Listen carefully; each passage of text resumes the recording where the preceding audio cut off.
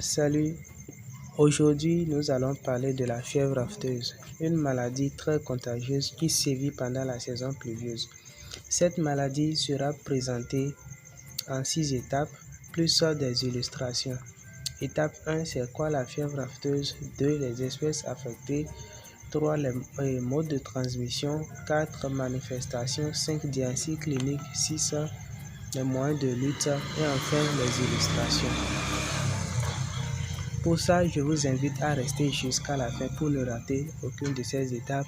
Et si vous souhaitez recevoir plus de vidéos de cette forme, alors n'hésitez donc pas à vous abonner et activer la cloche de notification. Comme ça, à chaque nouvelle vidéo, vous serez informé.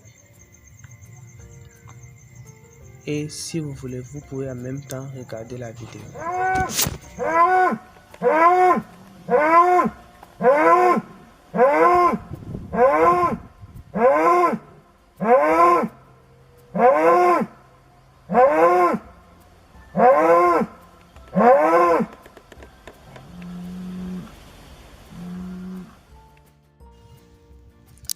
La fièvre afteuse. La fièvre afteuse est une maladie infectieuse très contagieuse affectant principalement les artiodactyles domestiques et sauvages, causée par un virus aftovirus de la famille des Picornaviridae, qui se traduit par la boiterie, ulcération buccale et l'hypersialorrhée. Les espèces affectées par cette maladie, on a les bovins, les caprins, les porcins, les ovins, en général les artiodactyles domestiques et les artiodactyles sauvages. Mode de transmission. Après la contamination, une fois un animal contaminé, la maladie se transmet de deux manières. La transmission directe et indirecte.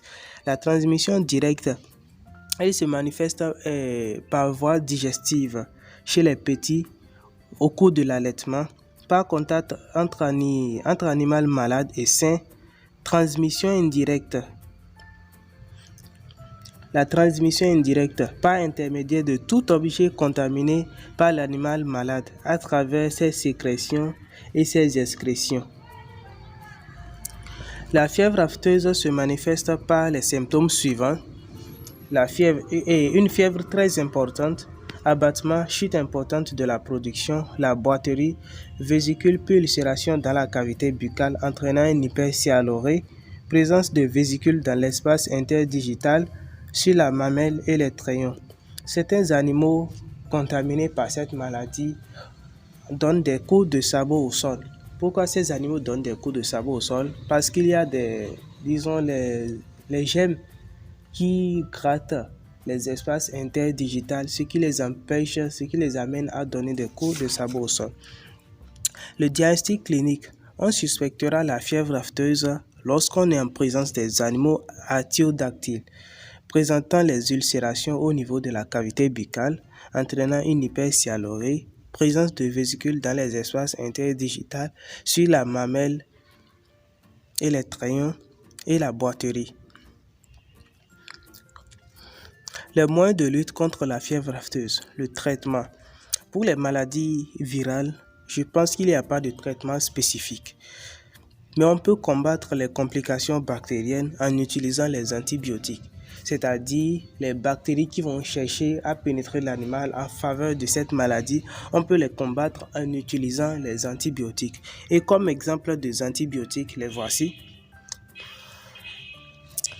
Il y a aussi le traitement local.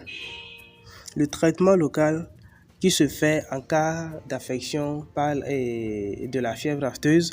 Il y a le traitement local qui se fait en appliquant des antibiotiques et les antiseptiques sur les plaies, ce qui permet aussi d'éliminer les éventuels lichens qui se sont fixés sur les vésicules et les plaies entre les espaces interdigitales et aussi au niveau de la muqueuse buccale.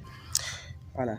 La prophylaxie. La prophylaxie consiste à vacciner les animaux malades, isoler les sujets malades, éviter la divagation des animaux, c'est-à-dire les animaux qui sont malades et se promènent, de même les animaux qui ne sont pas malades et se promènent.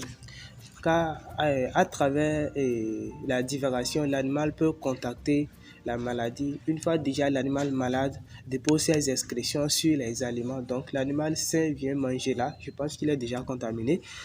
Et nettoyer et désinfecter les matériels d'élevage ayant été en contact avec les animaux malades. Et faites la mise en quarantaine de tout animal, je dis bien de tout animal nouvellement acquis.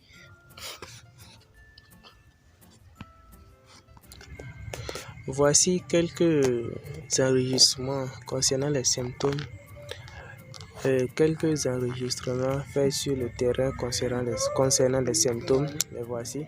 Comme vous le voyez, ce sont les symptômes de la fièvre afteuse que nous avons pu enregistrer sur le terrain après la visite des animaux de l'élevage. Oui. Comme vous le voyez. Concernant cette maladie aussi, une fois en tant que vétérinaire, on t'invite pour traiter les animaux. Et le meilleur conseil que je tenais à vous donner, c'est quoi? Une fois arrivé là-bas, pour traiter l'animal, après avoir